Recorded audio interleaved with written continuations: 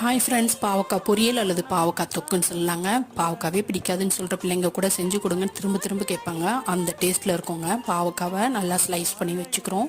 எண்ணெய் தாராளமாக சேர்த்துக்கிறோம். நல்லா சூடேறினதும் 10 பல்லு பூண்டை நல்லா வதக்கிக்கிறோம். ஸ்லைஸாக கட் பண்ண பாவக்காய் 1/2 கிலோ நல்லா சேர்த்து இதையும் நல்லா சுருள சுருள வதக்கணும். இதோட கொஞ்சம் தூள் உப்பும் சேர்த்துக்கிறோம். பாவக்காய் சுருள சுருள வதங்க டேஸ்ட் நல்லா கிடைக்கும். இது சாதத்துக்கு அப்படியே போட்டு தொக்கு மாதிரி பிசைஞ்சே சாப்பிட்லாம். பிள்ளைங்க விரும்பி சாப்பிடுவாங்க. பாருங்கள், இந்த அளவுக்கு சுருளை வதக்கணும். இதுக்கப்புறம் 4 பெரிய பல்லாரி வெங்காயம் நல்லா ஸ்லைஸாக கட் பண்ணி சேர்த்துக்கிறோம். வெங்காயத்துக்கு தேவையான அளவு உப்பு கூட சேர்த்துக்கலாம். வெங்காயம் நல்லா வதங்கினதுக்கப்புறமா 1/2 டீஸ்பூன் மஞ்சள் தூள், 1 டீஸ்பூன் மிளகாய் தூள் சேர்த்து நல்லா வதக்கிக்கிறோம். அதோடவே 4 பெரிய தக்காளியை சேர்த்து நல்லா தக்காளி வதங்கினதுக்கப்புறம் ஸ்டவ் நிறுத்தி சர்வ் பண்ணோன்னா சூப்பரான பாவக்காய் தயாருங்க. ட்ரை பண்ணுங்கள், என்ஜாய் பண்ணுவீங்க.